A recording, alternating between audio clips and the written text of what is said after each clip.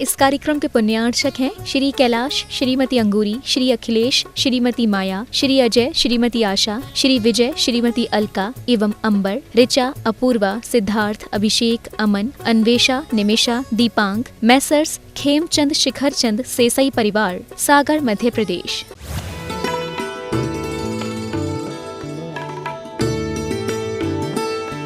क्रिया भी आवश्यक है, वह विवेक भी आवश्यक है, पर सबसे पहला कोई है तो उसका नाम है श्रद्धा। जैसा हम अपने आप को धर्मात्मा जीव मानते हैं, हम पे तो श्रद्धा है, विश्वास है कि मैं सच्चे देव शास्त्र गुरु का भक्त हूँ, मुझे अपने आप पर श्रद्धान है, ऐसे ही हमें दूसरे पर भी श्रद्धान होना आवश्यक है कि ये भी जीव द्रव्य है। यही तो कमी है। व्यक्ति अपने आप को तो श्रद्धावान मानता है, अपने आप पर तो विश्वास करता है, पर दूसरे पर नहीं करता।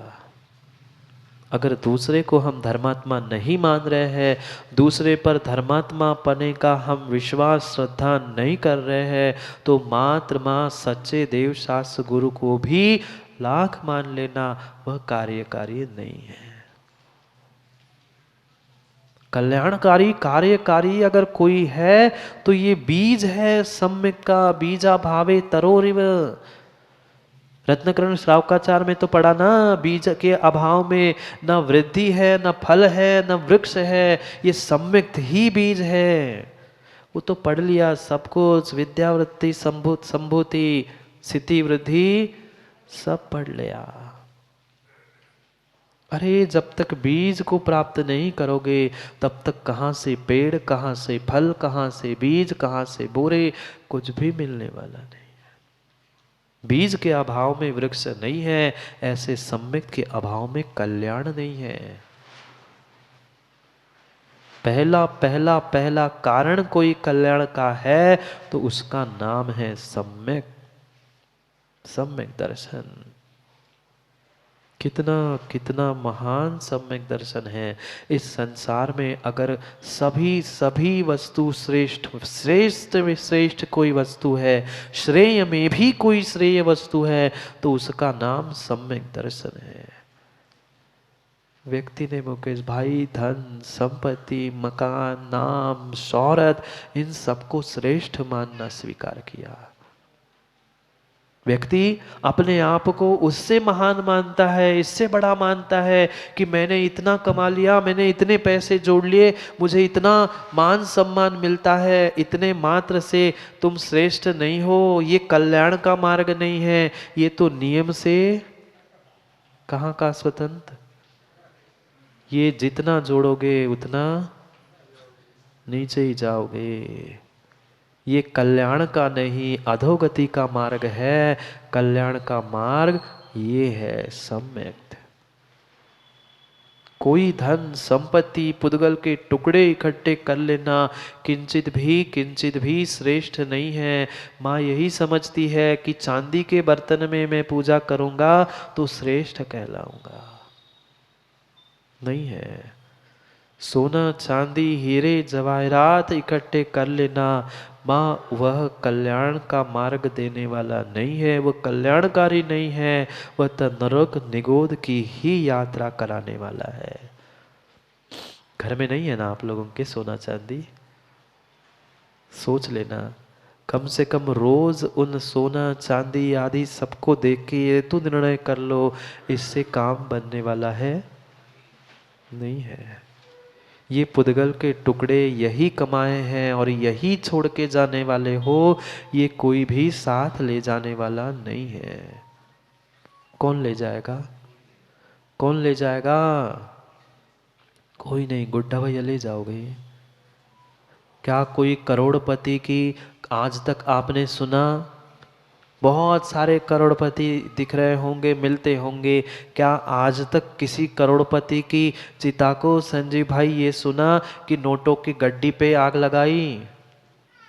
मृत्यु के बाद किसी ऐसे करोड़पति, अरबपति, खरबपति के बारे में मोना सुना कि उनको नोटा के गड्डियों पे रख के आग लगाई? नहीं। कितना भी अरब खरबपति भी क्यों ना हो, उसके लिए लकड़ियां ही चाहिए। भले चंदन किलो पर है तो लकड़ी।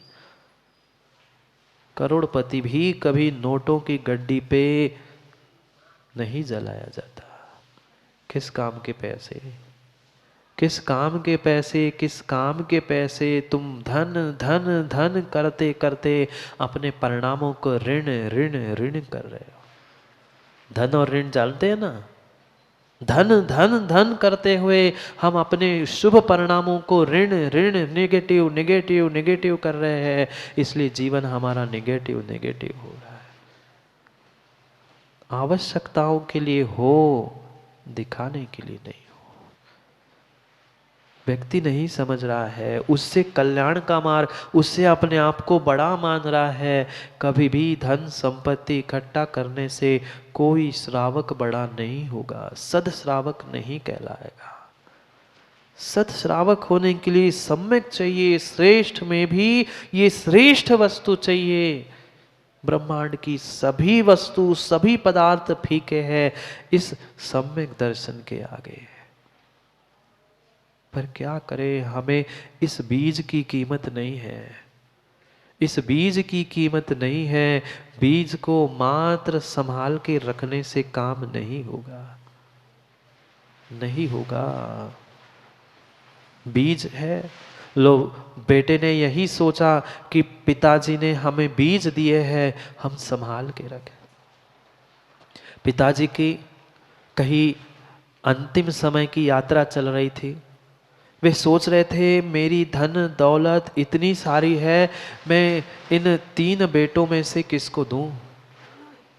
वे सोच रहे थे अब तीनों में से किसको कितना दूं, क्या करूं, कुछ तो निर्णय करना पड़ेगा, क्योंकि मैंने तो दे दिया, उसने बर्बाद कर दिया। तो उन्होंने सोचा अब अंतिम समय आने ही वाला है, काम करते हैं, हम थोड़ी सी यात्रा करके आते हैं। और उन्होंने सोचा कि हम शिखर जी की यात्रा करके आते। आज का समय नहीं है कि विनय आज गाड़ी में बैठे कल पहुंचे और वापिस आए। 4-6 महीने लगते थे तब जब शिखर जी आदि जाते थे तब। उन्होंने कहा मैं जब तक वापिस आऊं तब तक इन बच्चों की परीक्षा ही कर लूं। उन बच्चों को तीनों को बुलाया और पिताजी ने कहा बेटा एक काम करना, देखना मैं तो शिखर जी जा रहा हूँ, ये थोड़े से बीज मेरे पास है, आप इनकी सुरक्षा करना, मैं जब वापिस आऊँगा तो पुनः मेरे बीज मुझे वापस कर देना। बच्चों ने कहा ठीक है, आपने बीज दिए हैं और पिताजी ने दिए हैं, कुछ तो संभालना पड़ेगा। तीनों को एक एक मुट्ठी बीज पिता ने दे दिए। पहले बेटे ने भी रख लिए, दूसरे बेटे ने, तीसरे बेटे ने भी दिए हुए बीज रख लिए। इधर समय बीतता गया, सबने अपने अपने दिमाग से अपने अपने बुद्धि से बीज की रक्षा की, क्योंकि पिताजी ने क्या कहा था, बीज की रक्षा करना, आने पे वापस दे देना। तीनों ने अपने हिसाब से उन बीजों को रख लिया और समय बीत गया। 6 महीने 7 महीने बाद जब पिताजी पूरी यात्रा करके लौटे, पिताजी ने बड़े बेटे को बुलाया और पूछा बेटा बताओ ये मुट्ठी भर बीज जो मैंने तुम्हें दिए थे तुमने क्या किया। वो कहते हैं पिताजी मैंने रखे हैं, मैं आपकी बात कैसे टाल सकता हूं, आपने कहा उन बीजों की सुरक्षा करना, मैंने बराबर वो बीज सुरक्षित रखे, संभाल के रखे। पिताजी ने कहा अब दिखाओ कहाँ है, ले आओ वापिस। कहते हाँ चलो पिताजी, मैंने बढ़िया तिजोरी में, एक तिजोरी के अंदर तिजोरी में पिताजी ने दिए थे ना बीज, सोने की डिब्बी में मैंने 6 वो मुट्ठी भर बीज संभाल के रखे हैं। पिताजी गए तिजोरी के पास, अंदर लॉकर में से सोने की डिब्बी निकाली और जैसे ही डिब्बी खोली, 6 महीने डिब्बी में रखेंगे तो बीजों का क्या होगा, घुन लग गई थी, बीज तो बचे ही नहीं थे। वह जैसे डिब्बी खोली सब डिब्बी में से घुन बाहर पड़ गए। पिताजी समझ गए, पिताजी समझ गए बड़ा बेटा कितना बड़ा वाला है। बीज की रक्षा क्या कभी डिब्बी में रख के होती है? पिताजी समझ गए। पिताजी ने कुछ नहीं कहा, ठीक है बेटा, अब तो नष्ट ही हो गए, क्या कर सकते। दूसरे बेटे को बुलाया, दूसरे बेटे से पूछा, भाई तू बता, तूने क्या किया उन बीजों का। कहता पिताजी क्या करूं, मैंने ये सोचा कि अगर मैं इसको डिब्बी आदि में रख दूंगा तो वो सड़ जाएंगे, खराब हो जाएंगे, इसलिए मैंने वह तुरंत ही दूसरे दिन वो मुट्ठी भर बीज जाके बेच दिए, और उसके जो पैसे बचे हैं वह पैसे में अभी आपके 5 मिनट में दूसरे बीज खरीद के लाता हूं। और वो जाने लगा। पिताजी कहते नहीं, मैंने दिए हुए तो बीज नहीं है ना, जो मैंने तुम्हें दिए थे वो बीज तो तुमने बेच दिए, अब मुझे मेरे बीज कैसे वापस दोगे। कहते क्षमा करो पिताजी, वो तो मैंने बेच दिए, अब आप कहो तो दूसरे एक नहीं 2 मुट्ठी भर लाके आपको दे दूं। अगर मैं भी रखता बड़े भैया जैसा तो ये बीज भी खराब हो जाते, इसलिए मैंने सोचा था। बेटे को तो ऐसा लग रहा था, दोनों बेटों को ऐसा लग रहा था कि मैंने बहुत बड़ा काम किया, पर दूसरे बेटे से भी वह पिताजी नाराज हो गए। कहते बेटा तुमने भी बहुत दिमाग से काम किया, वह बीज तो मेरे थे ही नहीं है, आप खरीद को तो लाओगे पर मैंने दिए हुए थोड़ी कहलाएंगे, वे तो कब के नष्ट हो गए। अब एक बेटा और बचा था, वो सोच रहे थे पता नहीं इसने क्या दिए लगाए होंगे, बड़े बड़े कहने वाले दोनों निकल गए। तीसरे को बुलाया और पूछा बेटा मैंने तुम्हें एक मुट्ठी भर बीज दिए थे, याद है। उसने कहा हाँ पिताजी आपने मुट्ठी भर बीज दिए थे, बेटा वापस दे दो ना।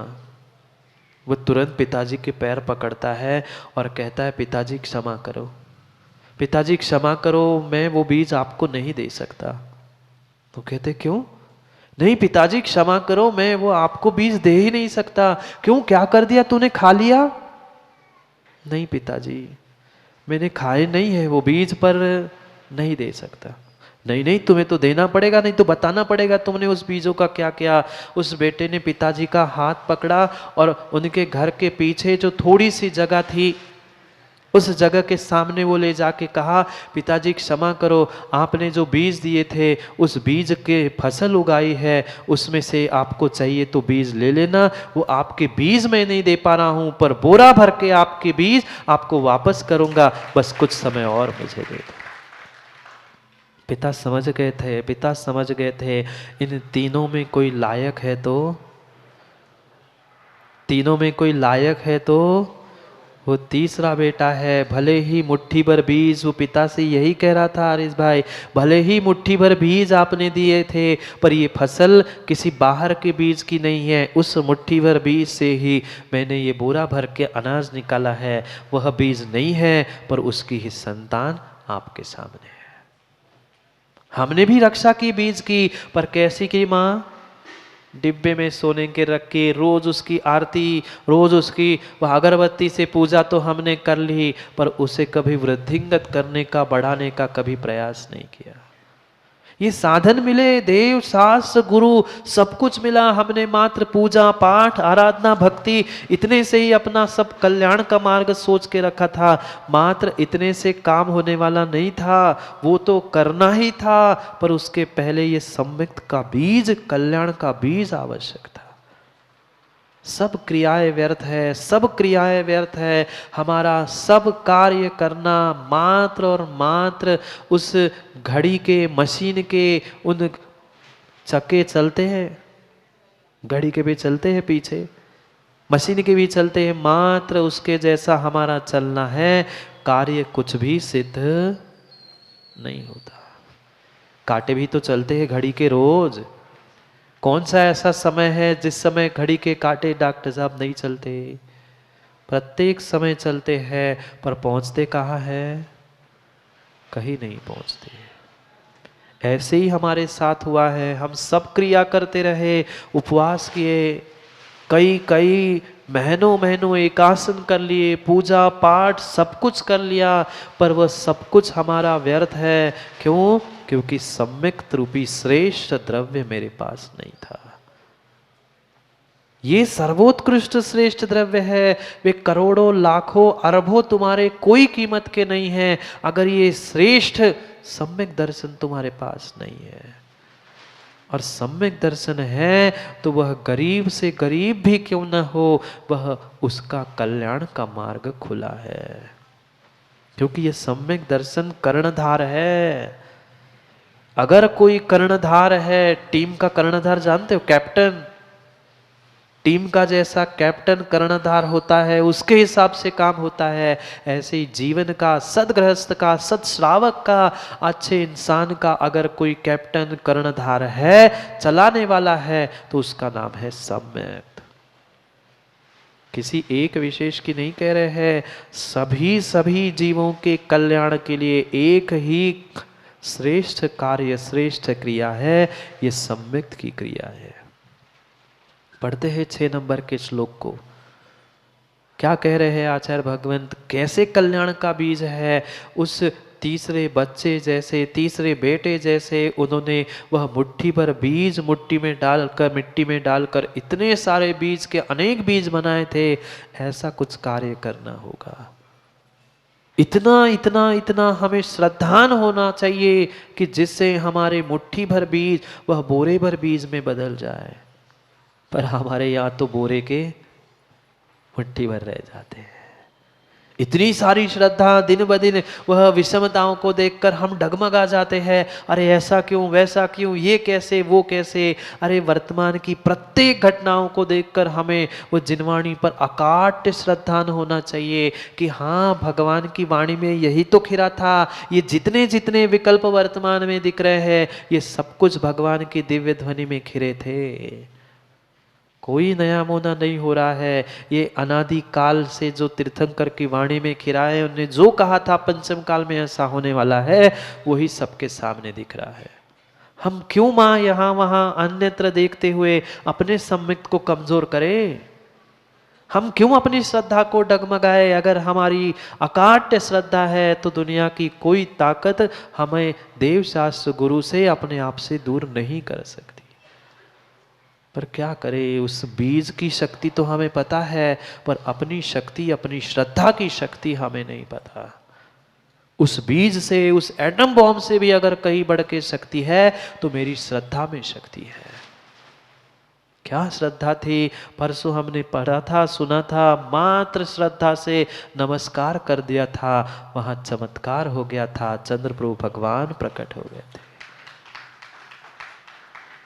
बीज तो पानी आदि डलने पर पत्थर को फोड़ सकता है, और श्रद्धा है तो लगे लगाए ताले भी टूट जाते हैं। बने बनाए पत्थर के पिंड भी टूट जाते हैं, दरवाजे तक खुल जाते हैं। हमारी बुद्धि तक नहीं खुल रही, क्या करें? सही कह रहा हूँ अशोक जी, बुद्धि तक लोगों की नहीं खुल रही है, क्योंकि अभी तक ये कल्याणकारी श्रेष्ठ सम्यक दर्शन हमने प्राप्त ही नहीं किया। इतना सस्ता किसी दुकान में, मॉल में मिलने वाला ये सम्यक दर्शन नहीं है।